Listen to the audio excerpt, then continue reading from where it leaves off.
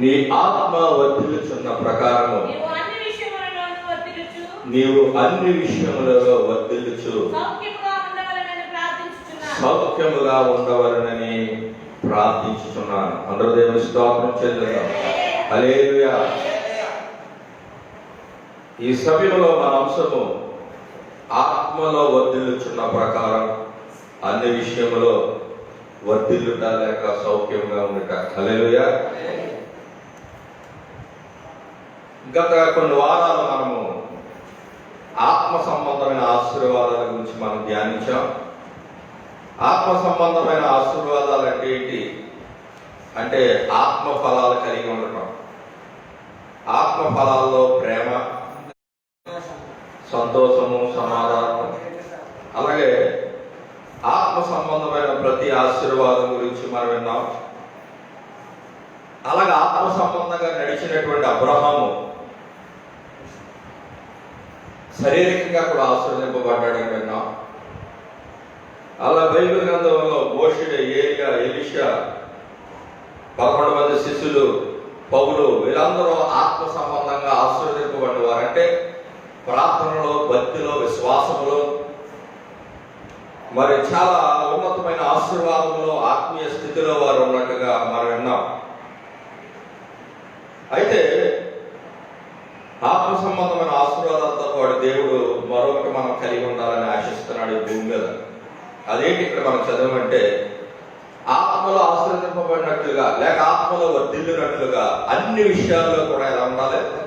సౌఖ్యముగా ఉండాలి. అందరూ దేవుని స్తోత్రం చెల్లిద్దాం. శరీర సంబంధంగా కూడా మనం అప్పులు పాలైపోయి, కష్టాల పాలైపోయి, శరీర సంబంధమైనటువంటి అభివృద్ధి లేకపోయినా అది మన ఆత్మను దిగజార్చేస్తే, సల్లార్చేస్తే. హల్లెలూయా. సపోజ్ నువ్వు ఉపవాసం ఉండి ప్రార్థన చేసుకుందామని నిర్ణయించుకుంటావు, మోకాళ్ళు వేస్తావు, ఈ లోటు పైన చోటు ఫోన్ చేస్తాడు నీకు. ఆ నెంబర్ చూడగానే, ఆ పేరు చూడగానే వచ్చి ప్రార్థన కూడా నీకు రాదు. దాని మీద ఆలోచన ప్రారంభమై నీ ఆత్మీయ జీవితానికి అది ఏమైంది? ఒక అడ్డుగోడగా ఉంది. హల్లెలూయా. అందుకు నువ్వు ఆర్థికంగా కూడా ఒక ఉన్నత స్థితిలో ఉండాలని ప్రభు ఆశిస్తా ఉన్నాడు. ఉన్నత స్థితి అంటే ఏంటి? అసలు ప్రభు కోరుకునేది మానవుడు ఏం కలిగి ఉంటే సరిపోతాయి అని మొట్టమొదటిగా దేవుడు పౌలు ద్వారా రాయిస్తూ 1 తిమోతి రాసిన పత్రిక మొట్టమొదటి ఈ మాట చెప్పి మనం శారీరకంగా కూడా ఎలాగ ఆశీర్వదింపబడాలి, ఏం చేస్తే ఆశీర్వదింపబడతాం అనే విషయాన్ని మనం చూద్దాం. 1 తిమోతి 6వ అధ్యాయము 7-8 వచనాలు మనం చూస్తే ఫస్ట్ మనం ఏం నేర్చుకోవాలంటే దేవుని పిల్లలుగా దేవుని రక్షణ పొంది దేవుడిని ఎదుగుతున్నప్పుడు ఒకటే నేర్చుకోవాలి. మనం ఏంటంటే మనం ఈ లోకంలోనికి ఏమీ తేలేదు, దీనిలో నుండి ఏమి తీసుకెళ్ళలేము అనే విషయం ఫస్ట్ తెలుసుకోవాలి మనం. హల్లెలూయా. ఈవేళ భూమి మీద మీ అత్తరు 10 ఎకరాలు ఇచ్చారనుకో, నీకు కలిసి వచ్చి 10 ఎకరాల్లో నీకున్న నీవు చనిపోయినప్పుడు నీ 10 ఎకరాల పైకి తీసుకెళ్ళగలవా? అండి, నీవు ఏమి కూడా తీసుకెళ్ళలేదు. అందుకు దేవుడు అంటున్నాడు, మొదట క్రైస్తవుడు అన్న వస్త్రాలు కలిగి తృప్తిపడి ఉండాలంట. ఫస్ట్ ఏముండాలి మనిషికి? అన్నం ఉండాలండి. ఎంత పేదోడైనా, ధనికుడైనా, గొప్పవాడైనా అన్నం లేకపోతే బ్రతకలేడు. ఒక వాడలో ప్రయాణం చేస్తున్నాడు ఒక వ్యక్తి, బ్యాగ్ అంటే డబ్బు ఉంది కానీ భోజనం తెచ్చుకున్న భోజనం అయిపోయింది. ఎలా ఉంటుంది? 2 రోజులు, 3 రోజులు, 4 రోజులు పస్తుండిపోయాడు. డబ్బా ఉంది కానీ కొనుక్కోవడానికి అంతా నీరే, సముద్రమే. ఆ వాడ అవతలకి వెళ్ళాలి, కొనుక్కుని తినాలి. అంటే ముందు మనిషికి ఏం కావాలంటే అన్నం కావాలి, రెండోది ధరించుకోవడానికి ఏం కావాలి? వస్త్రం కావాలి. ఆ 2 ఉంటే మనిషి బతికేచ్చాడు. ఎంత దేవుని స్తోత్రం చెప్పాలి. కనుక అన్న వస్త్రాలు కలిగి తృప్తి కలిగి ఉండాలంటే మనిషి మొదట. ఈ అన్న వస్త్రాలు రాసిన కాడి ఇల్లు రాయలేదండి, రాసాడా? చదవండి ఏమన్నాడు? అన్న వస్త్రములు కలిగి వాటితో తృప్తి పొంది ఉండు అన్నాడు. అన్న వస్త్రాలు ఇల్లు అనలేదు. అక్కడ ఇల్లు చెప్పాడా? యేసు ప్రభుకి ఇల్లు ఉందాక భూమి మీదకి వచ్చినప్పుడు ఒకసారి ఒక ఆయన అన్నాడు, ప్రభు నువ్వు ఎక్కడ ఉంటావు, నేను వెంబడిస్తాను, మీ ఇల్లు అడ్రస్ చెప్పుకుంటే, ఆకాశ పక్షుల కన్నా గూళ్ళు ఉన్నాయి, నక్కలకు ఇల్లు బెజ్జుల్లోకి వెళ్ళి దోకుంటాయి, కానీ నేను తలవాల్చుకోవటానికి నాకు స్థలం లేదన్నాడు. ఒక ఒంటరివాని ఇంట్లో పుట్టాడు ఆయన. అంటే యేసుప్రభు పుట్టిన తర్వాత మరియమ్మకు తర్వాత కుమారులు మళ్ళీ పుట్టారు, కూతుళ్ళు కూడా పుట్టారు. ఈ సంతానం అంతటికి ఒక ఒడ్రం వేసి దూరం పెట్టలేకపోతున్నాడు. యేసుప్రభు సువార్త పరంగా తిరుగుతూ ఆయన ఉండటానికి ఇల్లు కూడా ఆయనకి లేదు, లేకుండానే ఆయన 33.5 సంవత్సరాలు బతికి చనిపోయాడు. అంటే ఒక మనిషికి ఇల్లు లేదు అనే బాధ ఎప్పుడు పడకూడదు. అయితే మనసు ఉంటుంది, మనకు ఒక సొంత ఇల్లు ఉంటే బాగుండు, రేపు పొద్దున మన పిల్లలు అందులో ఉంటారో మా అందరూ అని ఆశ ఉంటుంది. ఆశ మంచిదే, ఇల్లు కూడా కట్టుకోవచ్చు, కానీ కట్టుకోవడానికి మనకు స్థితి లేనప్పుడు ఉన్న ఇంట్లోనే, ఇంకా పట్టణాల్లో అయితే అద్దిల్లుల్లో ఉంటా ఉంటారు, సొంత ఇల్లు చాలా మందికి ఉండరు, అద్దిల్లులే. హల్లెలూయా, హల్లెలూయా. కనుక అన్న వస్త్రాలు మనిషికి అవసరం, దానితో పాటు దేవుడు నిన్ను ఆశీర్వదిస్తుంటే, సౌఖ్యంగా దేవుడు అన్ని ఇస్తుంటే నీ స్తోమత తగ్గట్టు నువ్వు ఇల్లు కట్టుకుంటూ వెళ్ళాలి. అదే ఇంటికి నువ్వు ఎక్కువ పెట్టుబడి పెడితే అన్నం ఉండదు నీకు. ఎందుకంటే డబ్బు అంతా తినేసింది, నువ్వు తింటాక ఏం లేదు, డబ్బు లేదు. అప్పు చేసుకునే అన్నం తినాలి, అప్పు చేసుకునే బట్టలు కొనుక్కోవాలి. అందుకు ఈ విషయంలో కూడా మనకి చాలా జ్ఞానం అవసరం అని దేవుడు మాట్లాడుతున్నాడు. హల్లెలూయా, హల్లెలూయా. సాతాను గాడు మనిషిని మోసం చేసేది అందరినీ ఎక్కడంటే ఇల్లు కాడ మోసం చేస్తున్నాడు. తిని ఆ 4 మెతుకులు తినకుండా అది వడ్డీయోడికి ఇచ్చేస్తున్నాడు, వడ్డీ పట్టుకుని పోతాడు. మనం తిని 4 మెతుకులు కూడా తినలేని స్థితిలో అయిపోతాం.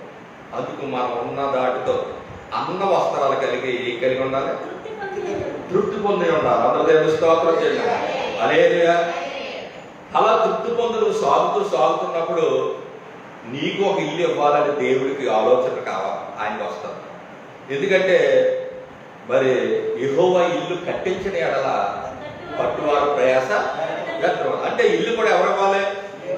యెహోవా ఇల్లు కట్టించాలి, యెహోవా ఇల్లు ఇవ్వాలి. ఇచ్చే వరకు మనం ఎదురు చూడాలి. వివాహం కూడా దేవుడే చెయ్యాలి. వివాహం అన్ని విషయంలో ఘనమైనది. ఏకాంగులను ఆయన ఏం చేస్తాడు? సంసారాలుగా చేస్తారన్నాడు. చాలా అందమైన అమ్మాయిలు ఉన్నారు, పెళ్ళి అవ్వట్లేదు ఇవ్వాలి తెలుసంటే. నల్లగా ఉండి తప్పుడు ముక్కు వేసుకుని తెప్ప సేవలు వేసుకున్న పిల్లలతో 2 పిల్లలకి చేస్తున్నారు, పెళ్ళి అయిపోయింది. అది బాబు ఈ పిల్లకి ఎలా పెళ్ళి అయిపోతుందిరా బాబు అంటే అది దేవుడు చేసిన పని. అది హల్లెలూయా. అందాలు బట్టి పెళ్ళి అయిపోతాడు. కనుక ఇక్కడ వాక్యాలు మనం గమనిస్తుంటే అన్న వస్త్రాలు కలిగి తృప్తి కలిగి మనం జీవిస్తున్నప్పుడు దేవుడు మనకు ఒక గృహాన్ని, మనకు ఒక ఆశీర్వాదాన్ని ఇస్తాడంట. అది ఎప్పుడు ఇంకా ఆయన ఇవ్వగలడో, ఎప్పుడు ఇస్తాడో, ఏం చేస్తే ఆయన ఇస్తాడో అనే విషయాలు ఈరోజు శరీర సంబంధమైనటువంటి ఆశీర్వాదాల గురించి కూడా బైబిల్ ఏం చెప్తుందనే విషయాలు కొన్ని మనం ధ్యానం చేద్దాం. దేవుని స్తోత్రం. హల్లెలూయా, హల్లెలూయా. అసలు దేవుడు సన్నిధిలో ఎలా ఉంటే దేవుడు మనల్ని ఆశీర్వదిస్తాడో, ఏమేమి ఇస్తాడు ఆయన అనేది మీకు చెప్తాను.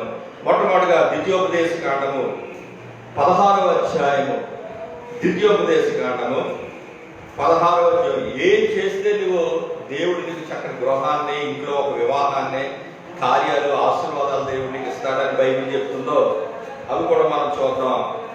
ద్వితీయోపదేశ కాండం 16-17. వారు వట్టి చేతులతో యెహోవా సన్నిధిని కనబడక నీ దేవుడైన యెహోవా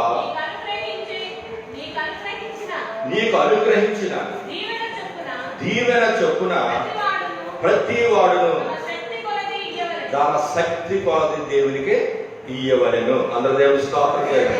హల్లెలూయా. ఇక్కడ దేవుడు సన్నిధికి వచ్చినప్పుడు అంటే మనం ఒట్టి చేతులతో కనపడకూడదంట. ఫస్ట్ పాయింట్ ఏం చేయకూడదండి? ఒట్టి చేతులతో కనపడకూడదు. చాలా మంది అన్నిటికీ డబ్బులు ఖర్చు పెడతా ఉంటారు. చర్చికి ₹1 కూడా తీసుకుంటాం, మామిడి వచ్చేసి వాక్యం వేసి అందరూ అర్థం అలా నుంచుని అందరితో పాటు వెళ్ళిపోతారు. ఇల్లు వేయలేదంటే పాస్టర్ గారు అడుగుతారా, లేకపోతే మీరు అడుగుతారా? ఎవరు అడగరు. మేము బైబిల్ కాలేజీలో చదివినప్పుడు ఆదివారం పాల్గొండేది కదా, ఏంటంటే సబ్బులకి, బట్టల సబ్బు, ఉతుకోవడం సబ్బులకి, ఇస్త్రీలకి అవన్నీ అయిపోయాడు. సరిగ్గా ఆదివారం చర్చిలోకి వెళ్ళేటప్పటికి వేద్దామంటే 5 రూపాయలు కూడా ఉండేవి కదా. అలా చాలా మందికి ఉండేవి కదా. చాలా మంది సబ్బులు లేక పక్క వాళ్ళు సబ్బులు అడిగి కొన్ని మా నాన్నగారు డబ్బులు పంపని ఇచ్చేస్తానని సబ్బులు అరువు సబ్బులు తీసుకుని ఉతుక్కుని మంచి బట్టలు వేసుకుని గుళ్ళోకి వచ్చేవారు. ఎయిట్కి ఎవరికి 5 రూపాయలు కూడా ఉండక సంతా పట్టినప్పుడు ఆ కర్రలా వస్తుంటే ఎవడో సీసాకు కాదు, ఉత్తిరి వెళ్ళిపోయింది కర్ర కట్ట. ఎక్కడైతే పెట్టెడుతున్నాం అక్కడైతే కాలేజీలో ఏం చేసినప్పుడు కర్రకే ఏముంటుంది, చిన్న క్లాత్ ఉంటుంది, ఇలా వస్తారన్నమాట కర్ర అలా పట్టు. ఎవరికంటే ఇలా ఉండేవారు, కర్ర వెళ్ళిపోయింది కర్ర. ఎవరు వేసేవారు కదా. అప్పుడు మా డైరెక్టర్ గారు పైనుంచి చూసి ఏమన్నారంటే, మీ దగ్గర ఏమీ లేనప్పుడు మీరు మౌనంగా ఉండొద్దు, గుర్తు చెయ్యే ఇలాగ అనమనేవాడు. ప్రభువా నా దగ్గర ఏమీ లేదు, నా జీవితం నీకు ఇస్తున్నాను, గుర్తు చెయ్యి అలా అనమనేవాడు. పడకపోలేవు అందులో ఏమి పర్వాలేదు, అలాగన్నా చెయ్యండి అని కూడా. హల్లెలూయా హల్లెలూయా. అంటే ఇవ్వటానికి ఏమీ లేదు. అలాంటి పరిస్థితి దేవుడు తెలుసు. అలాంటి చదువుకున్నప్పుడు మన డబ్బులు రాక ఎక్కడో ఊరుగాని ఊర్లో ఉన్న మన డబ్బులు లేక కొన్ని పక్కన అడుగుదామంటే ఆడి దగ్గర నాకు లేవు అంటాడు, ఉన్నాయి కూడా ఒకడు. అందుకు లేని పరిస్థితి దేవుడు తెలుసు. కానీ నీ ఇంట్లో నువ్వు అన్నీ కొనుక్కుంటున్నావు, తింటున్నావు, తాగుతున్నావు. అయితే నువ్వు దేవుడి సన్నిధికి వచ్చినప్పుడు ఎలా రాకూడదు, వట్టి చేతులతో రాకూడదు. ఒక పెళ్లికి వెళ్ళామంటే 100 రూపాయలు కట్టినట్టుకుని వెళ్తాను.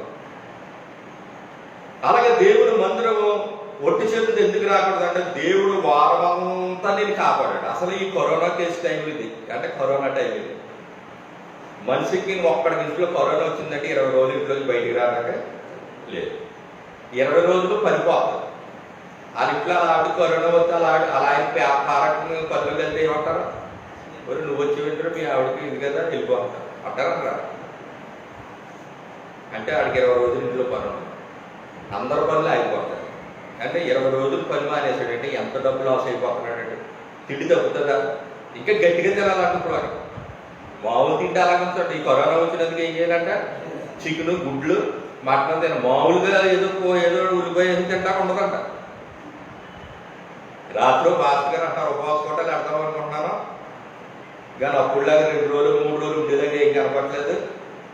ఒకడు వచ్చి ఏమంటున్నాడంటే, మాస్టర్ గారు అంటే కరోనా టైంలో గట్టిగా తినాలంట కదండి అంటాడంటే. అంటే ఉపవాస కోటలు అన్నాడంట. అబ్రాడ్ వచ్చేసి ఏమంటున్నాడు, కరోనాలో గట్టిగా తినాలంట కదండి అంటే ఉపవాసాలు ఎక్కద్దని, ఉపవాసాలు ఎడితే వీక్ అయిపోతానని. అంటే ఈ సంవత్సరానికి గట్టిగా తినేసేసి ఉపవాసం చేద్దామని. అంటే వచ్చి వెళ్ళిపోతాడని వాడు తినేసేసి గౌరవమని హోటల్ ఉండి పేరు మాత్రం ఉపవాస హోటల్ అంటున్నాడు. అంటే అది ఇప్పుడు నుంచి ఆడు తిండి మొదలెట్టాడు అంటాడు. దేవుని స్తోత్రం చేయాలి. హల్లెలూయా. కానీ ఉపవాసం చేసే టైంలో దేవుడి పనులు చేస్తే ఆ శక్తి, ఆ బలము, ఆరోగ్యము, ఆ కరోనా రాకుండా అన్ని ఎవరు చూసుకుంటారు, దేవుడు చూసుకుంటాడు. కనుక ప్రియుల దేవుడి సన్నిధికి వచ్చినప్పుడు మనం ఆశీర్వదింపబడాలంటే ఫస్ట్ ఏం చేయాలంటే ఒట్టి చేతితో రాకుండా. మరి ఒట్టి చేతితో రాకుండా మరి ఎంత పట్టుకుని రావాలంటే పిల్లలకి ఎంత ఎత్తనండి 10 అయితే ఇగో 20 లోపల ఆ 10 అంటే పక్క పిల్ల 10 తెచ్చిందని నువ్వు 10 తెస్తావా? ఇక్కడ ఏమని రాస్తుందో తెలుసండి, తన శక్తి కొలది ఇయ్యవని. శక్తి కొలది అంటే అతని స్థితికి 10 ఉంది, నీ స్థితికి 100 వేయగలవు, నువ్వు 100 వేయాలి. హల్లెలూయా హల్లెలూయా. దేవుడు నిన్ను దీవించి చొప్పున అన్నాడు, పైన అన్నాడు అనలేదండి. నీ దేవుడు అని యెహోవా నీకు అనుభవించు దీవెన చొప్పున ప్రతివాడును తన శక్తి కొలతగా ఇవ్వాలి. ఏమంటే ఈ ఆదివారం కాన్కేసో దేవుని చర్చికి వచ్చా, ఈవేళ ఈ చర్చికి రాకుండా ఎంతో మంది క్వారంటైన్లో ఉన్నారు కరోనాతో. వాళ్ళు వచ్చి కాన్కేయటం ఉందా? నీకు వచ్చేలాగా దేవుడు చేసినందుకు నువ్వు నీ శక్తి కొద్దిగా శక్తి కొద్దిగా వేలిచ్చేయమని నేను చెప్పట్లేదు. నీ సామర్థ్యం 5 రూపాయలకి 5 రూపాయలు. పేద విధవరాలు ఎన్ని వేసిందండి? 2 కాసులు వేసిందండి. అదే ఉంది ఆవిడకి, అదే వేసేసింది. అలాగే నీకు నీ సామర్థ్యం కొద్దిగా ఇవ్వాలి. అక్కడ చాలా మంది ఇచ్చారు, వారు ఉన్న దాంట్లో కొంచెం కొంచెం పట్టుకొచ్చేసారు. కానీ ఈమె జీవనం అంతా వేసేసి ఇంటికి వెళ్తే రూపాయలు దగ్గర ఎంత ఉందో అంత వేసేసింది. హల్లెలూయా. ఎందుకంటే దేవుడు మనల్ని దీవించి చొప్పున శక్తి కొలతగా ఆయనకి ఇవ్వాలన్న కష్టపడి. రెండోదిగా మనం చదువుతాం అదే పరిశుద్ధ గ్రంథంలో నుండి ద్వితీయోపదేశకాండం 5వ అధ్యాయం 1-2 వచనాలు. పిలిపించి ఇట్లనెను, ఇశ్రాయేలీయులారా, నేను మీ వినికిడిలో నేను చెప్పుచున్న కట్టడలను విధులను విని వాటిని నేర్చుకొని వాటిని అనుసరించి నడువుడి. మన దేవుడైన యెహోవా హోరేబులో మనతో నిబంధన చేసెను. యెహోవా. చాలండి. హల్లెలూయా, హల్లెలూయా. ఇక్కడ అంటున్నాడు మరి ఒకటి దేవునికి ఇవ్వడం వల్ల మనం ఆశీర్వదింపబడతాం. రెండోది మరి నేడు ఆయన చెప్తున్న కట్టడలను విధులను విని నేర్చుకుని వాటిని అనుసరించి నడువుడి. అందరూ దేవుని స్తోత్రం చేస్తాం. హల్లెలూయా. అలాగా మనము ఆయన సన్నిధిలో నడిస్తే, ఆయన సన్నిధిలో మనం జీవించినట్లయితే దేవుడు మనల్ని ఎలాగ ఆస్వాదించాడంటే సేమ్ ఇదే మాట 15 అధ్యాయం అదే ద్వితీయోపదేశకాండం 15 అధ్యాయం 5వ వచనంలో, నేడు నేను నీకు ఆజ్ఞాపించిన ఆజ్ఞలన్నిటిని అనుసరించి నడుచుకునేటకు నీ దేవుడైన యెహోవా మాట జాగ్రత్తగా వినిన ఎడల మీలో భేదాలు ఉండనే ఉండరు. దేవుని స్తోత్రం. హల్లెలూయా. మొదటగా దేవునికి ఇవ్వటం వల్ల ఆస్వాదింపబడతాం. రెండవది దేవునికి ఇస్తే చాలు, నేను ఇంక బయట తాగేసినా పర్లేదు, ఎలా తిరిగినా పర్లేదు, వారం వచ్చి వారం రాబోయినా పర్లేదు, ఇష్టానుసారంగా ఉన్నా కానీ దేవుడు దీవించేస్తాడు అనుకుంటే దీవించడానికి ఆయన కట్టడంలో ఆయన విధులను అనుసరించి, అంటే నువ్వు మారు మనసు పొందాలి, బాప్తిసం పొందాలి, దేవుని బిడ్డగా నమ్మకంగా సాగుతూ ఉండాలి, ఇంట్లో ఎక్కువ ప్రార్థన చేస్తూ ఉండాలి, బైబిల్ చదువుతూ ఉండాలి. అప్పుడు అంట మీలో భేదలు ఉండనే ఉండరంట. భేదలు ఉండరంట. దేవుని స్తోత్రం చేద్దాం. హల్లెలూయా, హల్లెలూయా. సేమ్ ఇంచుమించు అదే విధంగా దేవుడు ఇంకో మాట కూడా ఆయన చెప్తా ఉన్నాడు. 28వ అధ్యాయం 1వ వచనం మనకు తెలిసిన మాట. అది కూడా ఇక్కడ కూడా కట్టడంలో ఆజ్ఞగా అంటున్నాడు, నీవు నీ దేవుడని యెహోవా మాట ఎలా వినాలని ఇక్కడ దేవుని స్తోత్రం. హల్లెలూయా. అశ్రద్ధగా వినకూడదంట. ఆ రోజు చెప్పే ప్రసంగాలే ఏదో బాగా చెప్తా ఉంటారులే అనేసి గోడకు జారపడి కురుకులాగేయకూడదు. శ్రద్ధగా వినాలంట. ఏమంటే ఇప్పుడు డాక్టర్ వాళ్ళు డబ్బులు ఇస్తున్నారన్నారనుకో, ఎంత ఇస్తున్నారన్నది ఎలాగంటాం అంటే ఎంత అన్నారో అని అవసరమైతే పక్కన కూడా అడుగుతాం. నీకు సరిగ్గా నేను పడకపోతే ఎంత ఎంత వేస్తారంట అడుగుతాం. ఆ మాట ఉన్న శ్రద్ధ దేవుడు మాట ఉన్నది నీకు. హల్లెలూయా, హల్లెలూయా. అందుకే అన్నాడు, దేవుడు మాట శ్రద్ధగా విని ఆజ్ఞాపించిన ఆజ్ఞలను నడుచుకునేలా నీ దేవుడని యెహోవా భూమి మీద ఉన్న సమస్త జనుల కంటే, అందుకంటే యోబు అంటే ఊజు దేశంలో సమస్త జనుల కంటే ధనవంతుడు అన్నాడు. నిజంగా యోబు ఆయన కట్టడలు, ఆయన విధులు ఎంతగా జాగ్రత్తగా పాటించాడంటే, ఒకసారి యోబు ఏమంటాడు తెలుసంటే, అన్ని తీయడానికి సమయం కాదు, నేను ఎక్కువ వచ్చినా చూపించి తెలుసుకోలేదు, నేను కన్యకుని ఎలాగో చూస్తున్నాను, నేను ఒక స్త్రీని ఒక కన్యకను పాపపు నేత్రాలతో నేను చూస్తే దేవుని దృష్టికి నేను వేషధారణ అవుతాను అన్నాడు.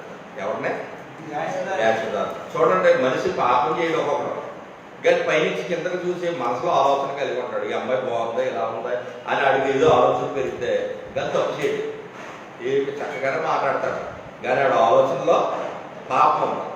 అందుకే యేసుప్రభువు అన్నాడు, ఒక స్త్రీని మోహపు చూపుతో చూసిన క్షణమే మీరు ఏం చేశారు, వ్యభిచారం చేసేసారు అన్నాడు. కొత్త నిబంధనలు, పాత నిబంధన వ్యభిచారంలో పట్టబడితేనే పాపం చేసినట్టు, చేసేసి ఎవరికాడే పక్క తప్పుకుని ఎవరికి దొరకకపోతే మళ్ళీ దొరాడు, దొరికితేనే పాప కింద లెక్క చూసేవారు. కానీ కొత్త నిబంధనలో దేవుడు అన్నాడు, మోహము చూస్తేనే నీవు పాపం చేసినట్టు వేషధారి అంట. అంటే పైకి ఒకలాగా ఉన్నావు, లోపల నీ ఆలోచనలో వేరుగా ఉన్నాయి. నీ చెల్లిలా చూడలేకపోతున్నావు, నీ అక్కలా చూడలేకపోతున్నావు, నీ ఆలోచనలు వేరుగా ఉన్నాయి, నీ తలంపులు వేరుగా ఉన్నాయి. అప్పుడు యోబు అన్నాడు, నేను దేవుని దృష్టికి ఏమవుతాను, వేషధారణ అవుతాను. అలాగే నేను ఒక స్త్రీని చూస్తే, ఒక స్త్రీతో నేను పాపం చేస్తే నా భార్య వేరొకరితో ఉండును కాక అనేటాడు. ఎవరంటాడంటే, ఈడు మాత్రం అందరితో ఉండాలి కానీ ఆడి భార్య మాత్రం ఎవరితో ఉండకూడదు అనుకుంటాడు ఎవరైనా. కానీ యోబు ఏమన్నాడు, నేను అలాంటి ఒక స్త్రీని మోహం చూపు చూసి పాపం కింద చేస్తే నా భార్య వేరొకరితో ఉండును గాక, నా భార్య వేరొక తిరగలే విసురును గాక. ఎవరు అంటాడండి అలాగా? అందుకే దేవుడు ఏమన్నాడు? భూమి మీద ఉన్న భక్తులను యోగును చూసావా, అతడు నీతిమంతుడు యథార్థవంతుడు అని దేవుడే సాక్ష్యం ఇచ్చాడు. అంటే అతని కళ్ళకు నిబంధన చేసుకున్నాడట, నేను అలాంటి చూడలేదు. మానవుడన్నా కళ్ళు మూసుకునే ఉన్నట్ట చూస్తూనే నడుపుతాడు. ఎన్నో కనపడతాయి, అందమైన వాళ్ళు కనపడతారు, అందహీనులు కనపడతారు, రకరకాలు కనపడతాయి. సెల్ ఫోన్ ఆన్ చేసేవంటే సెల్ ఫోన్లో కూడా రకరకాలు వస్తాయి. అవి నువ్వు ఆగిపోయి చూడకూడదు. నీ కళ్ళకు నువ్వేం చేయాలి? నిబంధన చేసుకుంటేనే పైన దేవుడిని నిన్ను ఆశీర్వదించడానికి ఆయన ముందుకు వచ్చేస్తాడు. అందరూ దేవుని స్తోత్రం చేయాలి. హల్లెలూయా. ఈ రోజు నువ్వు ఇంకా ఆశీర్వదింపబడకపోవటకు ఆ నేత్రాల కారణమేమో చూసుకో. నీ బాధలకి కష్టాలకి కారణం అదేనేమో, లేకపోతే త్రాగుబోతులు కనపడినప్పుడు వాటితో కలిసిపోయి త్రాగటం వల్ల నువ్వు ఆశీర్వదింపబడకపోతున్నావేమో చూసుకో. దేవుడు నిన్ను ఆశీర్వదించడానికి ఎన్నో ప్లాన్లు ఆయన వేస్తాడు, కానీ నీవు ఆయన విధులు ఆయన కట్టను అనుసరించక పరిశుద్ధమైన జీవితం లేక దేవుడు నిన్ను హెచ్చించట్లేకపోతున్నా అనే విషయం నువ్వు నేర్చుకోవాలి. మొట్టమొదటిగా మనం నేర్చుకున్నాం ఏంటంటే నీ శక్తి కొలతగా ఆయనకి ఇవ్వాలని నేర్చుకున్నాం. రెండవదిగా ఆయన కట్టడాలను ఆయన విధులను అనుసరించాలని నేర్చుకున్నాం. అలాగే యేసుప్రభు కూడా ఈ భూమి మీదకి వచ్చినప్పుడు నువ్వు ఆశీర్వదింపబడాలంటే పాత నిబంధనే చూసాం ఇప్పుడు వరకనే, కొత్త నిబంధనలో కూడా దేవుడు ఏమన్నాడో ఒక మాట చూద్దాం. లోకాసు వార్త ఈ మాట చదివి దేవుడు అప్పుడు నిన్ను ఎలా ఆశీర్వదిస్తాడు, ఇంకా నువ్వు చేయవలసినవి కూడా 2-3 విషయాలు చెప్పి నేను త్వరగా ముగిస్తాను. లోకాసు వార్త 6వ అధ్యాయము 38వ వచనం చదువుకుందాం. లోకాసు వార్త 6వ అధ్యాయము 38వ వచనం. క్షమించుడి, క్షమింపబడుదురు, ఇయ్యుడి అప్పుడు మీకు ఇయ్యబడును. హల్లెలూయా. ఫస్ట్ చెప్పిందే మళ్ళీ వచ్చింది ఇక్కడ అన్నాడు, ఇయ్యుడి మీకు ఇవ్వబడు. ఏమంటే దేవుడు అంటే కండిషన్ పెట్టాడు, ఇవ్వండి మీకు అప్పుడు ఇస్తానన్నాడు. కానీ అందరు ఇస్తున్నారంటే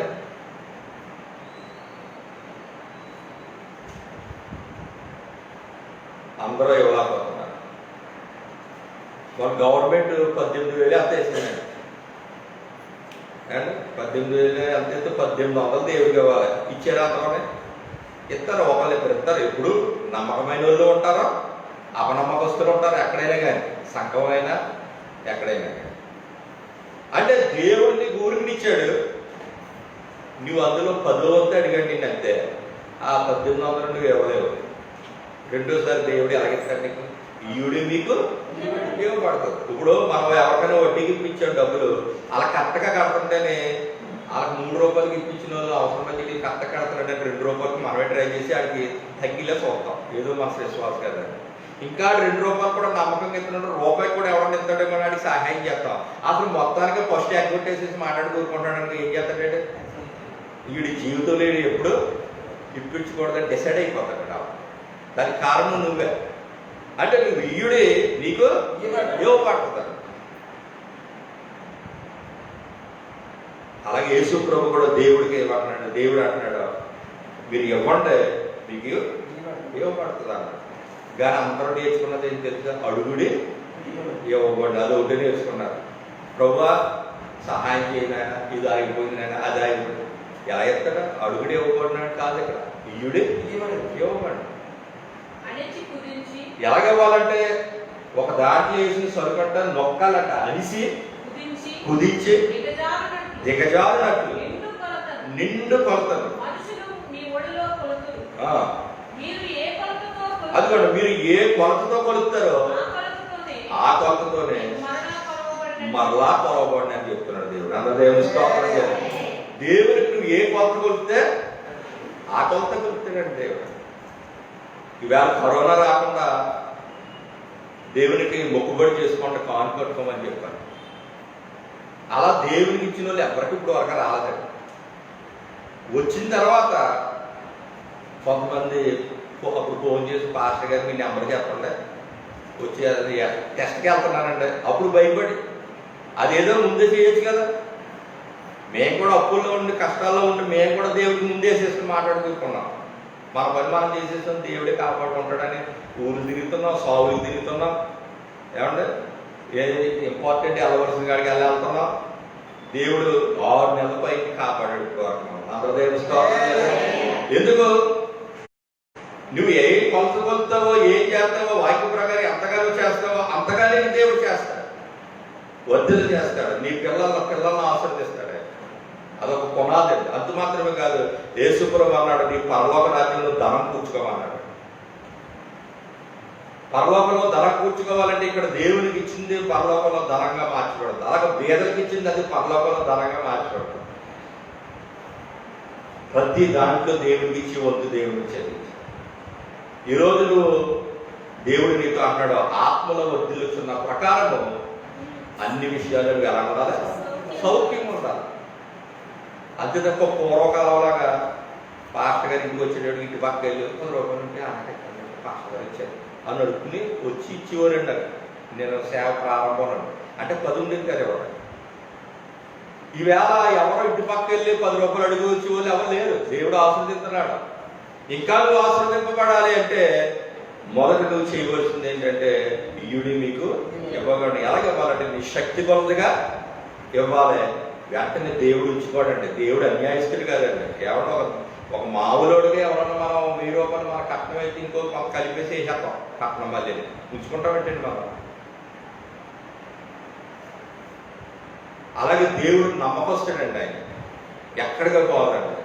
ఈరోజు నువ్వు అన్ని విషయాల్లో సౌఖ్యంగా ఉండలేకపోవడానికి నీకు వచ్చిన రాబడులు నమ్మకంగా నువ్వు చేయలేకపోవడమే కాదు. అది శాపగ్రస్తంగా రోజు రోజుకి మారిపోతుంది. అయితే నువ్వు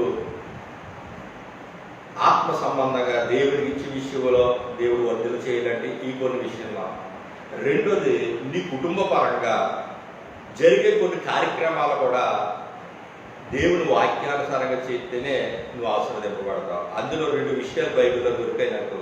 ద్వితీయోపదేశకాండము 7వ అధ్యాయము 3-4 వచనాలు త్వరగా చదవండి. ఇవి వచనాలు చూపించకపోతే మీకు అర్థం అవ్వదు. నేను చెప్పుకుంటూ వెళ్తే మీకు కుదరదండి, నేను తీయించవలసి వస్తుంది. చూడండి, అన్యజనులతో ఏంటంటే బియ్యం అందకూడదంట. జాగ్రత్తగా మీ అమ్మాయికి పెళ్లి చేసినప్పుడు, మీ అబ్బాయికి పెళ్లి చేసినప్పుడు ఎవరు చేయకూడదు? అన్యజనులు చేయకూడదు. First point. దానివల్ల కూడా శాపగ్రస్తులు. అన్యజనులతో బియ్యం అందకూడదంట. విగ్రహారాధకులకు పెళ్లి చేయకూడదంట. కానీ నువ్వేమంటావంటే, నేను రక్షణ పొందాను కానీ మా పిల్ల పొందలేదు కాబట్టి చేసేస్తున్నాను అంట. మీ పిల్ల రేపు కాబట్టి ఎల్లుండి రక్షణ పొందుతుంది. అది నువ్వు చేసేది క్రైస్తవుడిగా చేయాలి తప్ప, చర్చికి తీసుకెళ్ళేవాడికి చేయాలి తప్ప, వెళ్ళి పిల్లలు కూడా పెళ్ళి అంటాడు, ఆ గుడి లేదు బడి లేదు కూర్చోట్లా అంటాడు. అందుకు నువ్వు బియ్యం అందుకున్నప్పుడు ఏమన్నాడు? అదిగోండి, బియ్యం అందకూడదు, వారికి నీ కుమారునికి ఇక్కడ వారి అన్యుడైన కుమారుడికి నీ కుమార్తెను ఇయ్యకూడదు. అదిగోండి, ఆ కుమార్తెను మీరు పుచ్చుకోకూడదు. రెండోది, అక్కడ ఒకటి పెళ్లి సంబంధంలో అన్యులు పెళ్లి చేయకూడదని డిసైడ్ అయిపోవాలి నువ్వే. అందులోని మళ్ళా మన అపోస్తుల బోధ ప్రకారంగా సత్యములో మంగళసూత్రాలు లేకుండా, దండలు లేకుండా దేవుని వాక్యాలంగా సారంగా చెప్తే నీ పిల్లలు ఇంకా ఎక్కువ ఆశపడేవాడు. ఈవేళ క్రైస్తవ పెళ్ళే కదా అని చెప్పి ఈ మంగళసూత్రాల పెళ్ళిళ్ళు కాటికి మరి ఒప్పుకోవట్లేదండి అని చేసేసిన పిల్లలు పుట్టట్లేదు తెలుసండి. మళ్ళీ నాకే ఫోన్ చేస్తున్నాడు, మా అమ్మాయికి ఇంకా ఏం లేదండి, ప్రార్థనలు ఎక్కండి అండి. నువ్వు చేసిన పని ఏంటప్పుడు? పాస్టర్ గారు తప్పు పెట్టినా పాస్టర్ గారు ఏమన్నా ఇంట్లో కూర్చుంటాడు, రావడం మానేస్తాడు అంతే. మరి పైన ఉన్న దేవుడు ఆయనే రావడం. నేనే రాలేదండి, ఆయన వస్తాడా? ఆయన గురించే కదా నేను రావట్లేదు.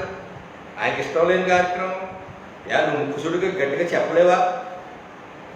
నువ్వు మాకు కుదరదంటే మానేసా, ఇంకో సంబంధం చూసుకో, అది దేవుడు చిత్తం కదా, వదిలే. మా ఆవిడ కూడా దేవుడు నమ్ముకోలేదు కదండి, వాళ్ళ నమ్ముకోలేదు. ఎలాగే ఎడుతారంటే మొత్తానికి ఎడుతారు గోధులో పడి. అంటే నీ చేతికి వచ్చిన నీ పిల్లల విషయంలో నువ్వు ఎంత జాగ్రత్తగా ఉండాలి ఆలోచించుకోవచ్చు. ఏదో క్రైస్తవ సంబంధమే కదా అంత పడిపోకూడదు. అందులో మళ్ళీ మెట్లు ఉన్నాయి. నువ్వు ఎన్ని సంవత్సరాలు వాక్యం వింటున్నావు ఇక్కడ? ఎంత సత్యం నేర్చుకున్నావు? నీ పిల్లలకు వచ్చేటప్పటికి ఏం చేస్తున్నావు? ఇలా పాస్టర్ల పిల్లలు కూడా బంగారంతో పెళ్లి చేసేస్తున్నారు. పాస్టర్లు తెలిసాక ఎందుకు? ఆ పాస్టర్ గారు పాస్టర్ వరకే వాళ్ళ పిల్లలకు వచ్చేటప్పటికి ఏమంటున్నారు? వాళ్ళకి డబ్బు ఎక్కువైపోయి జీతాలు వచ్చేసి ఇంజనీర్లు అయిపోయి డాక్టర్లు అయిపోయి అంటారు, అమ్మా బంగారం లేకపోతే ఏం కుదరదు, నాకు బంగారం ఉండాలి అంటున్నాడు కొడుకు. వీళ్ళ అమ్మ నాన్న పాస్టర్లు. అప్పుడు ఏం చేస్తున్నారు? చేసేస్తున్నారు. చేస్తే ఏమవుతుంది? పిల్లలు పట్టుకుంటారు, లేకపోతే ఏదో కష్టాలు వచ్చేస్తున్నాయి, రోగాలు వచ్చేస్తున్నాయి. అందుకే ఎప్పుడు కూడా మనం దేవుడు వాక్య ప్రకారం కట్టడలను ఆయన ఆజ్ఞను అనుసరించే మేలే నష్టమా? మాట్లాడలేదు చెప్పండి. మేలైంది నువ్వు చెయ్యాలా, కీడొచ్చి చెయ్యాలా? నీ చేతిలో పనే కదా అది. సైతాన్ గారు ఏమంటాడో, ఇల్లు బాగుందో పిల్ల బాగుందో చేసే అంటాడు, తర్వాత తన్నేసిపోతాడు. అంటే నువ్వు దేవుడు పెట్టలేగా నువ్వు చాలా జాగ్రత్తగా జీవించాలి. నీ పిల్లల విషయంలో జాగ్రత్త వహించాలి. హల్లెలూయా, హల్లెలూయా. అందుకు ఆ విధంగా సంబంధాలు అందుకోకూడదు. ఇంకా అందుకని ఇతర దేవతలను పూజించినట్లు నీ కుమారుని చూశారంటే సొలొమోను అన్నవాడు గొప్ప జ్ఞానవంతుడై హిందువులు పెళ్లి చేసేసుకున్నాడు. దావీదు కుమారుడు సొలొమోను అంటే ముందు క్రైస్తవులను పెళ్లి చేసుకున్నాడంట. తర్వాత ఆస్తి ఎక్కువైపోయి డబ్బు ఎక్కువైపోయేటప్పటికి ఏం చేయడంటే హిందువులు కూడా పెళ్లి చేసుకోవడం మొదలైంది. ఎందుకు చేసుకుంటాడంటే ఇప్పుడు ఐగుప్తు ఉందనుకోండి, ఐగుప్తు దేశం మీద ఐగుప్తు దేశం ఇశ్రాయేలు మీద యుద్ధానికి వస్తుందేమని ఐగుప్తు రాజుని పెళ్లి చేసేసుకుంటాడు. రాజు కూతురుని పెళ్లి చేసేసుకుంటే యుద్ధానికి వస్తాడు, ఇంకా మాల్యుడే కదా అని ఐగుప్తులు రాజు తన కూతుర్ని ఇచ్చేసి యుద్ధాలు లేవు ఏమి లేవు. అందుకని ఇస్రాయేలు సొలొమోను పరిపాలించిన 40 సంవత్సరాలు అంట యుద్ధం అనేది తెలియదంట అసలు. దావీదు 40 సంవత్సరాల పరిపాలన అన్ని యుద్ధాలే. ఈడు దాంట్లో పరిపాలన ఒక్క యుద్ధం జరగలేదంట. అది యుద్ధం అంటే కొన్నిటి చూడలేదు సొలొమోను బతుకున్నంత కాదు. కారణం ఏంటంటే ఎవరు యుద్ధానికి వస్తారంటే ఆ ఇంట్లో పిల్లలు పెళ్లి చేసేసుకుంటాడు. పెళ్లి చేసేసుకుంటే యుద్ధానికి రాదు, ఆస్తులు కూడా వస్తాయి. అలాగంటే ఎంతమందిని పెళ్లి 600 మందిని పెళ్లి చేసుకున్నాడు. ఒక పత్రంతో కలిపి 1000 మంది అయ్యారండి.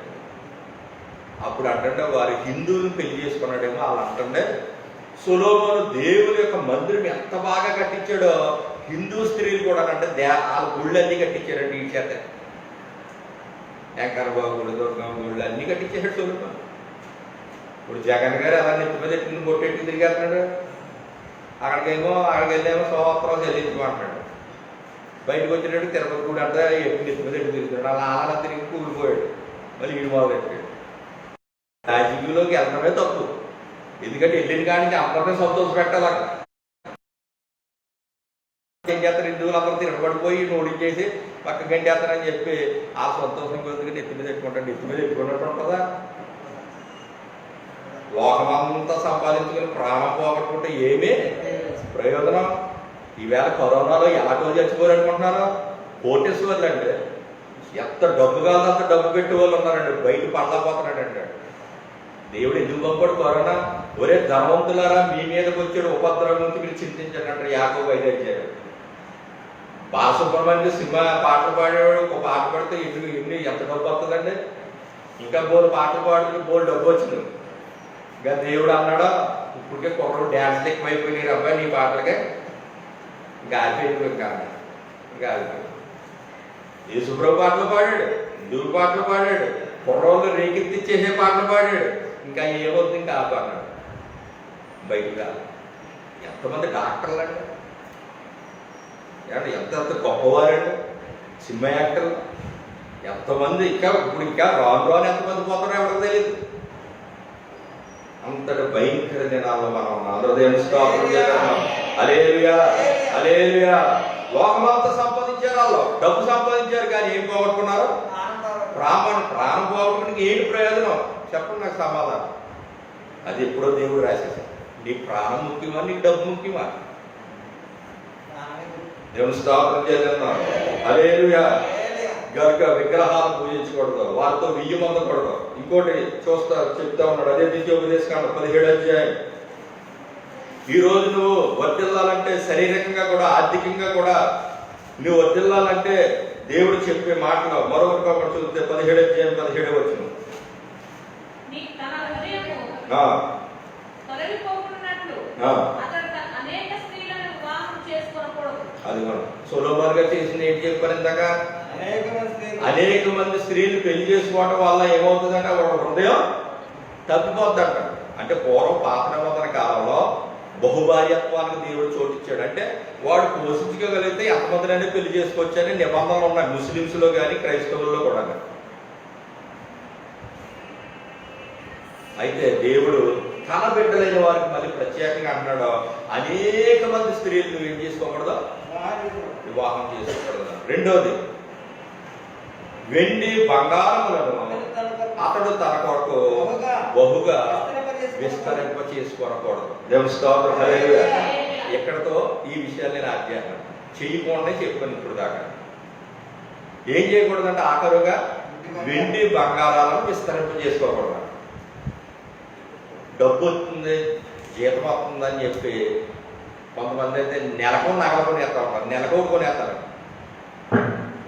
ఆడెవడో ఉంటాడు గుండుగడ్డు, జాగ్రత్తగా కొనుక్కోండి, జాగ్రత్తగా చూసుకోండి, డబ్బులు ఊరుకునే రావంటాడు. డబ్బులు ఊరుకునే రావాలి అంటే అది ఒక మంత్రం అన్నమాట. ఇక్కడ ఒకటి ఎలా వస్తాడు, సోలాపూర్ ఊరుకోనంట, చూసి కొనండి అంటాడు. ఇక చూసుకుంటే ఆడేందుకు, చూడకుండా కొంటే ఆడేందుకు, ఆడికి కావాలి డబ్బులే కదా, చూసి కొనండి అంటాడు. చూస్తే కొంటామా అంటే చూసి కొనండి అంటే చచ్చినట్టు వీళ్ళు చాలా ఒరిజినల్ అయితేనే అయితే చూడక్కర్లేదు అనుకుంటారు. ఎవరు తెలుగులో ఆడి వ్యాపారాలు అదేలుగా అదేలుగా ఆడేమో డబ్బులు ఉరికినే రావంటాడు. డబ్బులు ఉరికినే రావు, మీకు ఒరిజినల్దే కొనుక్కునేదేమో బంగారం అంటాడు. బైబిల్ ఏం చెప్తుంది? బంగారమును వెండి బంగారాలను విస్తరింప చేయకూడదు. నీ బీరువాలలో బంగారం వెండి పెరగకూడదట. ఇవాళ చర్చికి వెళ్ళే వాళ్ళు ఎంతో మంది దేవుడు మమ్మల్ని ఆశీర్వదించాడు, మా ఆయన గారికి ప్రమోషన్ వచ్చింది, ఈవేళ మా ఆయన గారి జీతం ఎంత, నా జీతం ఎంత అని చెప్పి డబ్బు ఎక్కువైపోయి ఆ డబ్బులు బీరువాలో దాచుకోక బ్యాంకులు ఎత్తి మళ్ళీ ఏమవుతుందని చెప్పి బంగారం రూపంలో కొనేసి బంగారం కొనేసి బ్యాంకులో ఒక లాకర్ ఇంట్లో ఎట్టుకుని మరి దొంగలు వచ్చేస్తారు కదా, బ్యాంకులో పెట్టేస్తారు. ఒక లాకర్ తీసుకుంటారు, ఒక నెంబర్ ఇస్తాడు, 100 నెంబర్ ఇచ్చాడు, ఇంకా 100 నెంబర్ ఈడిదే. వీడు బంగారం, వీడు నగలు, వీడు డబ్బు, ఈ దస్తావేజులు, భూమి కాగితాలన్నీ ఇందులో ఉంటాయి, బ్యాంకులు అని అక్కడ ఉంటాయి. అందులో ఏమన్నా పోనీ అంటే బ్యాంకే వీడు సమాధానం చెప్తారు. దానికి నెలకి 1500 ఇచ్చుకుంటారు వాళ్ళకి కాసినందుకు. ఎంతంటే నెలకు 1500 ఇచ్చుకుంటారు. అంటే 1500 నాకు ఒకటి దాచినోడు చెప్పుకుంటాడు. పోయితే వెళ్ళిపోతే లాకర్లో పెట్టి వెళ్ళిపోడు. అది ఏదో నాకు ఇంట్లో వడ్డీ తగ్గినాడు, ప్రార్థన చేయించుకుని మరి బ్యాంకులో పెట్టి వెళ్ళే డబ్బు బంగారం ఏమంటే వెళితే అన్నాడు, నెలకు 1500 అండి అద్దె అన్నాడు. వీడు అద్దె కట్టాలి కూడా దానికి. నాకైతే కట్టక్కర్లేదు, వల్లాడికి నేను గిఫ్ట్గా ఎంతో కొంత ఎక్స్ట్రా ఇచ్చిన తర్వాత లాస్ట్లో ఏదో కోణంలో డైరెక్ట్గా వడ్డించుకోరు కాబట్టి ఇంకో రూపంలో అయితే సాయం చేద్దాం మనం, వాళ్ళకి ఏదోటి మనం ఉంచుకోం కదా. కానీ ఆయన చేసి లాకర్లో పెట్టి నెలకు 1500 వడ్డీ అద్దె కడతాడు దానికి. ఆ చిన్న గదికి, చిన్న సరుకుకి, ఇల్లుకి కాదండి, చిన్న సరుకుకి 1500 చొప్పున వీడి అకౌంట్లో కటింగ్ అయిపోతుంది నెలలో బ్యాంకులో. అంటే మనుషుల్ని అమ్మటం పోతున్నాను. అందరు దేవుడి స్తోత్రం చేయాలి. హల్లెలూయా హల్లెలూయా. చూసారు ఇక్కడ వాక్యం మనం గమనిస్తే, నువ్వు వెండి బంగారాలు ఏం చేయకూడదు, విస్తరింప చేసుకోకూడదు. చాలా మంది చర్చికి వెళ్తున్నారండి. చర్చికి వెళ్తున్న వాళ్ళే బంగారం ఎక్కువ కొనేసుకుంటారు. మనం అంటే తింటకు బోలు లేదు మనం ఉన్నామండి, బయట అలాగే ఉందనుకుంటున్నారా? పెద్ద హైదరాబాద్, బొంబాయి సిటీ, కాకినాడ, రాజమండ్రి ఉన్నారు, బోలు ధనవంతులు ఉన్నారండి, కోటేశ్వరులు ఉన్నారండి. అలా 10 ఎకరాలు అమ్మారంటే దాని మీద వచ్చి కోట్లతో బంగారం కొనేసేసి ఇంట్లో ఎట్టుకుంటున్నారు. బైబిల్ ఏం చెప్తుందంటే బంగారం విస్తరింప చేసుకోవద్దు. నీ బంగారం వీధుల్లో పడేస్తే ఒక రోజు వస్తుంది, ఉగ్రత దినం వస్తుంది అన్నాడు దేవుడు. హల్లెలూయా హల్లెలూయా. నీ వెండి బంగారాలు అమ్మి దేవునికి పరలోకం పంపించుకోమన్నాడు. మనం చచ్చిపోతే ఎక్కడికి వెళ్తామో అక్కడంటే నువ్వు పంపిన దాన్ని బట్టి ఇల్లు ఉంటుందండి. అక్కడ నువ్వు బతుకున్నంత కాలం కేవలం 50,000 రూపాయలు దేవుడికి ఇచ్చేవాళ్ళు. నువ్వు బతుకున్నంత కాలం అంటే వారానికి 10 రూపాయలు చెప్పుని, నువ్వు చచ్చిపోయేటికి 50,000 అవుతుంది. 50,000 కొన్న ఇల్లు ఎలా ఇల్లు వస్తుందండి అక్కడ ఇలా తిప్పేస్తారా 50,000కి 4 ఎరకట్లు వేసి 4 కొబ్బరాకులు వేసి ఇదే అండి ఇల్లు అంటాడు. సిగ్గుపడిపోతాడు ధనవంతుడు అక్కడికి వెళ్ళాక. ఎందుకు? భక్తిగానే ఉన్నాడు, నీతిగానే ఉన్నాడు, చచ్చిమానలేదు, కానీ దేవుడికి ఇవ్వలేదు కంటే ఆడికి తాటే పురుషి అయిపోయింది అక్కడ. అయితే ఇక్కడ కూలి పని చేసుకుని పేదవారు వారికి ఉన్నది దేవుని మందిరం కట్టాలని దేవుని పని చేయాలంట. ఇదిగోండి ఈ చర్చికి అద్దాలు పెట్టాలంట. 20,000 అడిగాడండి. చూడండి బరకాలు ఎలాగైపోయినాయి. 20,000 అడిగాడండి. 3,000 నువ్వు అక్కవలసిస్తేనే కానీ నేను కుదరదని చెప్పిన దగ్గర 3,000 అట్టుకోడు. మిగతా ఇప్పుడు మీరు వేసి కట్టాలి. ఎవరన్నా ఇచ్చే వాళ్ళు ఉన్నారా? మీరు మనకే తింటాకి లేనట్టుగా ఎవరి కావాలో చూస్తున్నాం. మరి అలా దేవుని పనికి ఇస్తే అది ఎక్కడికి వెళ్తుంది? పరలోక రాజ్యం వెళ్ళిపోయి నీకు అక్కడ పెద్ద భవనం అయిపోతుంది. అప్పుడు నువ్వు పాడతా పాట రాజాని భవనములో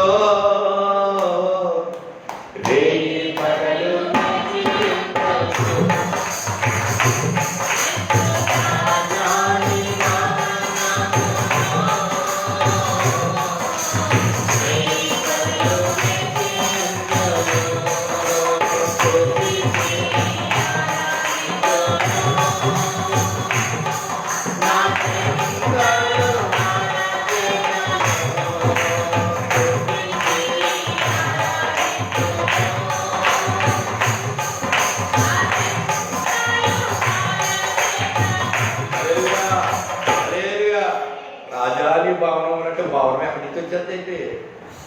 ఏంటి ఇక్కడ భవనం తయారవ్వాలంటే నీ జేబులోంచి ఎంత పెట్టుబడి పెడితే ఇల్లు అవుద్ది? నీకు 50,000కి ఇల్లు అవుద్ది, 20,000కి ఇల్లు అవుద్ది, ₹1,00,000 ఇల్లు అవుద్ది. నువ్వు పెట్టే పెట్టుబడి బట్టే ఇల్లు అనేది తయారవుతూ ఉంటుంది. అలాగే దేవుడికి నువ్వు పేదవాడగా నీకు ఉన్న స్థితిలో నువ్వు ఎంత పంపుకుంటే అంత గొప్ప భవనం, అంత మహిమ గల స్థానం నీకు అక్కడ ఉంటుంది. హల్లెలూయా. అందుకే దేవుడు అన్నాడు భూమి మీద అసలు ధనం కూర్చుకోవద్దు అన్నాడు. ఇక్కడ దొంగతనం చేస్తారు, చిమ్మెటి కొట్టేస్తారు. పరలోకంలో మీరు ధనం కూర్చుకోండి. అక్కడ చిమ్మెటేయను, తుప్పైనను, దాన్ని తినివేయదు. దొంగలు కూడా కన్నం వేయరు. నీ ధనం ఎక్కడ ఉందో నీ హృదయం కూడా అక్కడ. నువ్వు డబ్బు ఎక్కడ పంపితే నీ మైండ్ అంతా ఎక్కడ ఉంటుందో అక్కడే ఉంటుంది. అందుకు నువ్వు ముందు దేవుడిని మోసం చేసుకుంటే నువ్వు కూడా వెళ్ళిపోవడానికి వస్తావు అక్కడికి. కనుక ఎప్పుడైతే పైకి మనం ధనం పంపుకున్నామో దాని ఆశీర్వాదం భూమి మీద కూడా మనకి దాన్ని ఇచ్చేస్తాడండి.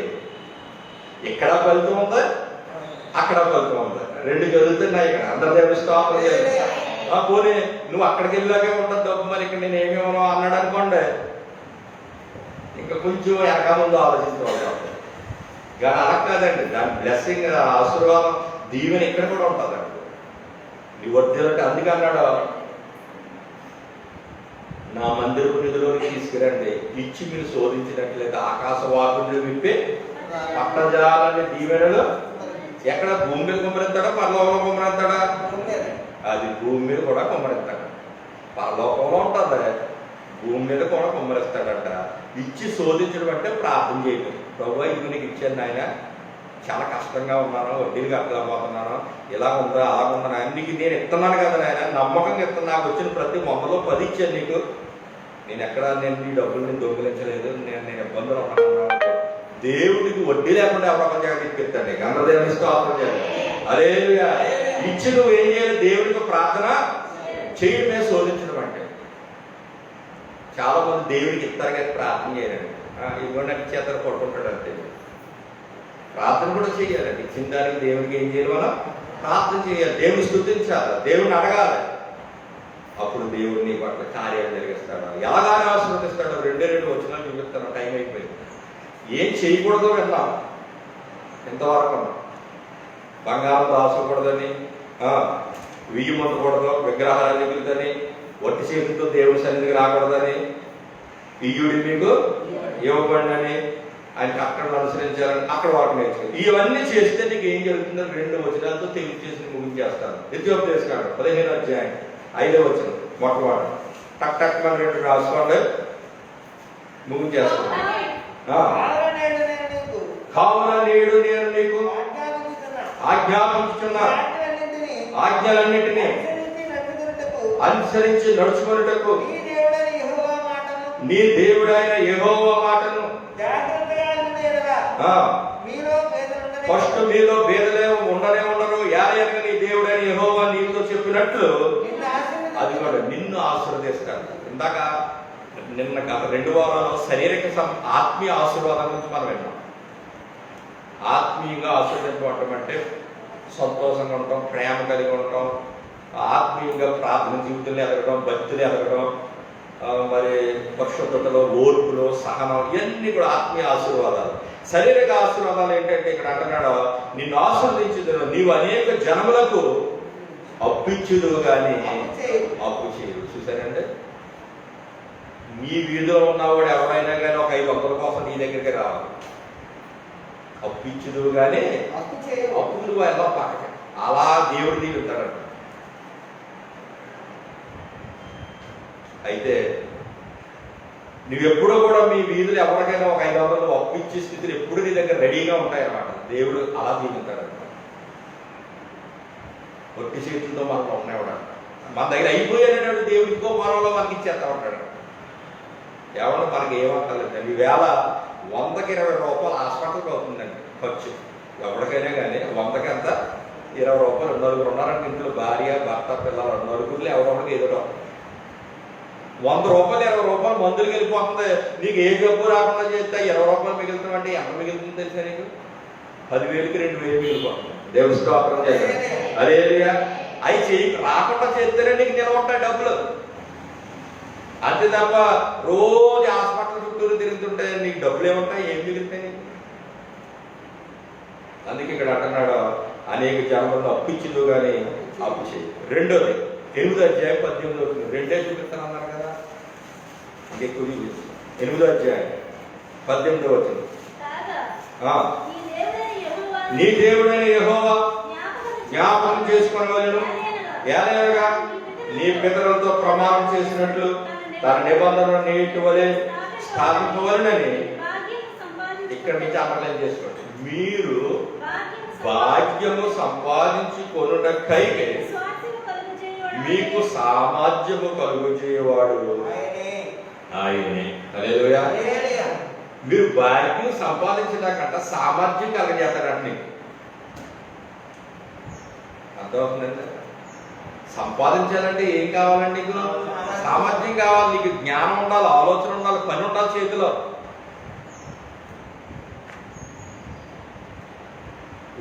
బట్టలు కుట్టుకున్న మిషన్ టైలర్ కోర్టు సంపాదించిన వాళ్ళు ఉన్నారండి. రామలాపురం ప్రకాష్ టైలర్ అంటే అది అబ్బాయి డాక్టర్ అండి, జేపీ హాస్పిటల్, గుండె స్పెషలిస్ట్. ఒక్క బట్టలు మిషన్ కుట్టి కొడుకుని డాక్టర్ చదివించాడండి, పెద్ద హాస్పిటల్ కట్టాడండి. ఒక్క బట్టలు మిషన్ కుట్టాడు అంటే ఆ సామర్థ్యం ఎవరిచ్చాడు? అప్పటికే దేవుడు ఇచ్చాడు.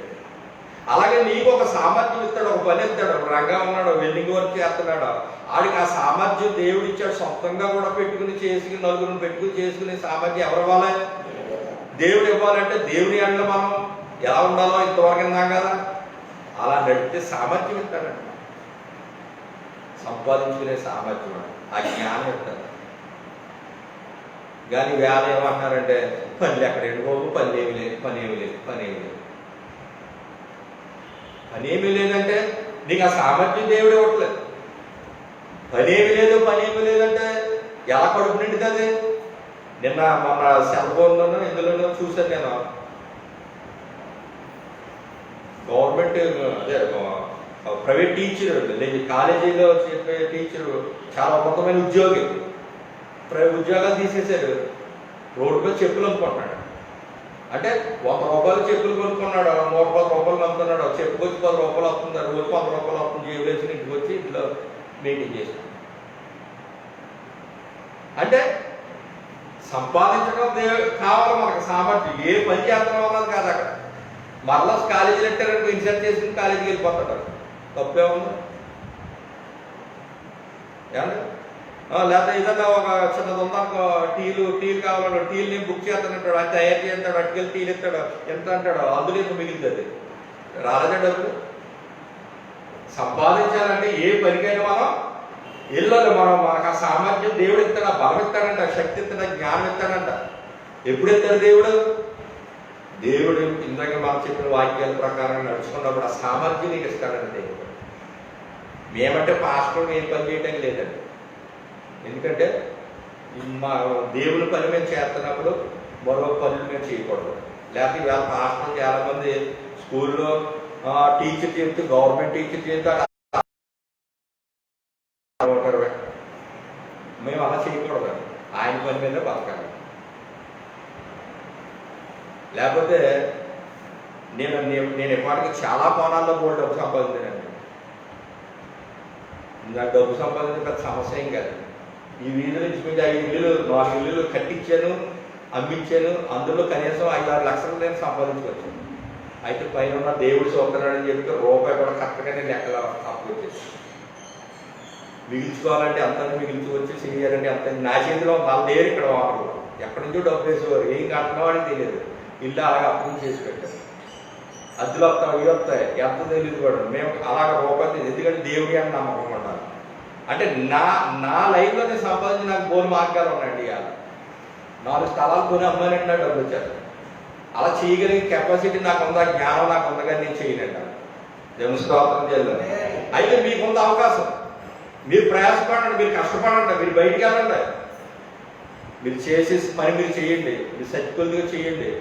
అంతే తప్ప ఈ ఉద్యోగమే నేను చేస్తానని ఒక మంచం మీద కొడుకులు లేకండి. ఎలాంటే నేను ఇంజనీర్ చదివాను, ఇంజనీర్ చదివి ఇంజనీర్ అంటున్నా ఇంజనీర్ అంటున్నా అంటాడు. ఇంజనీర్ చెప్తే గంటకి 20 రూపాయలు వస్తారు. ఇంజనీర్ని ఇంజిన్ తిప్పనా అంటాడు. తిప్పాలి కదా ఇలాగా, తప్పే ఉందండి.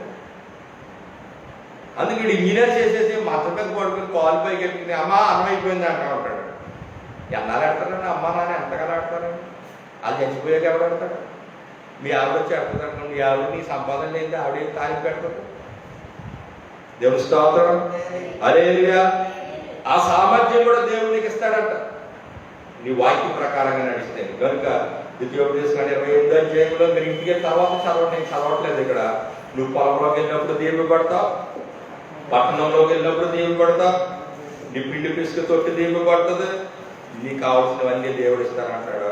ఎప్పుడంటే నీవు నీ జీవితంలో అన్యజనులు వెయ్యమందుకోవడం, సత్యాన్ని బట్టి నువ్వు బ్రతకాలి, సత్యాన్ని బట్టి నువ్వు జీవించాలి, సత్యాన్ని బట్టి నువ్వు సాగాలి, ఆయనకి ఇవ్వాలి. వట్టి చేతులతో ఆయన సన్నిధికి రాకూడదు.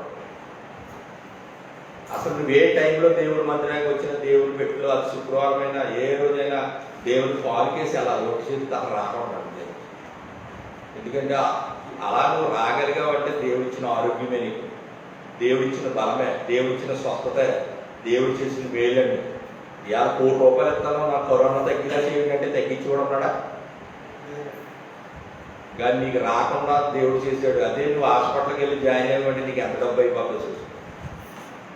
ఈవేళ లక్షలు పట్టుకుని ఉన్నారండి, శాంతి లేదండి. నిన్ను ధన్యుడిగా చేశాడండి. కనుక దేవుడు చెప్తున్నాడు ఈరోజు ఆయన కట్టడలు, ఆయన ఆజ్ఞ వాక్య ప్రకారం నడిస్తే నువ్వు ఆశీర్వదింపబడతావు. అందుకే దేవుడు అన్నాడు నువ్వు ఆత్మలో వర్ధిల్లుచున్న ప్రకారం ఏం చేయాలి? అన్ని విషయాల్లో కూడా ఎలా ఉండాలి? సౌఖ్యంగా ఉండాలి. అన్ని విషయాల్లో సౌఖ్యంగా అంటే నిన్ను ఆ దేవుడు స్టెప్ బై స్టెప్ నిన్ను ఆస్వాదించే స్థితిలో ఉండాలి. 2 నమ్మకస్తులుగా ఉండాలి, యథార్థంగా ఉండాలి. కనుక మన జీవితాల్లో మరొక విధంగా నడిస్తే దేవుడు మన వర్ధలు చేస్తాడో, దీవిస్తాడో. కళ్ళు మూసుకొని ప్రార్థన చేసుకున్నాం. ప్రియ సహోదరులారా, చర్చకు వస్తున్నాను కానీ ఇంకా నాకు కష్టాలు తీరలేదు, బాధలు తీరలేదు అనుకుంటున్నావా? నిజమే, నాకు కూడా బాధలు, కష్టాలు ఉన్నాయి, నాకు కూడా ఇబ్బందులు ఉన్నాయి. కానీ దేవుడు ఎప్పటికప్పుడు ఆకాశ ద్వారాలు తిప్పుతున్నాడు, కార్యాలు చేస్తున్నాడు. కారణం ఏంటంటే ఆయన లేఖనం ప్రకారంగా నడుచుకోవడం వల్ల. ఆయనకి ఇచ్చింది మనం ఇచ్చినప్పుడు ప్రతీది కూడా సమాధానంగా జరిగిపోతూ ఉంటారు. చాలా సంతోషంగా నీ పనులు అయిపోతూ ఉంటాయి దేవునికి నమ్మకంగా ఇచ్చినప్పుడు. ఈరోజు నువ్వు దేవునికి ఇవ్వడంలో, రావడంలో ఎంత నువ్వు నిర్లక్ష్యం ఉంటావో అన్ని కష్టాలు నీకు మొదలైపోతాయి. ఎక్కడ చూసినా సమస్య వచ్చేస్తూ ఉంటుంది నీకు. ప్రతి సమస్యకి కారణం దేవునికి ఇవ్వకపోవడమే ఫైనల్గా. కనుక ఈ రోజు నుంచి ఒక తీర్మానం చేసుకో. ప్రభు నేను ఎంతమన్నా మాట్లాడతాను కానీ నాయన శక్తికి మించి నేను నీ కొరకు చేస్తాను తండ్రి. నీవు ఇచ్చిన బలమే కాదు నాయన, నీవు ఇచ్చిన ఆరోగ్యమే కాదు నాయన. ఇలాగే బలం లేని వాళ్ళు, ఇలాగే ఆరోగ్యం లేని వాళ్ళు ఎంతో మంది ఉన్నారు తండ్రి. నాకు ఈ ప్రభు ఇచ్చావు బాబు, నీ కొరకే బ్రతుకుతాను, నీ కొరకే జీవిస్తాను, నన్ను బలపరచమంటే ఆయన బలపరుస్తాడు, ఆయన నడిపిస్తాడు. నీ కొరకే బ్రతకాలని, నీ కొరకే బ్రతకాలని, నీ కొరకే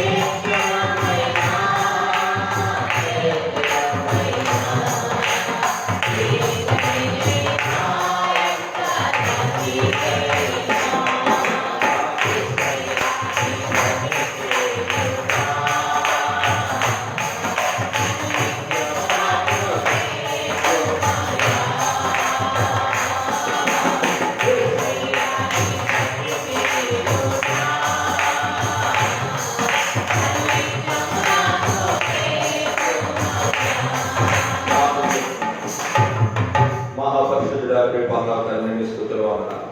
ఇదిగో నీ బిడ్డలు ఆత్మీయ ఆశీర్వాదంతో పాటు శారీరకముగా కూడా వర్ధిల్లాలని, అన్ని విషయాల్లో సౌఖ్యముగా ఉండవాలని ప్రార్థన చేయించున్నాను అని అక్కడ భక్తున్నాను.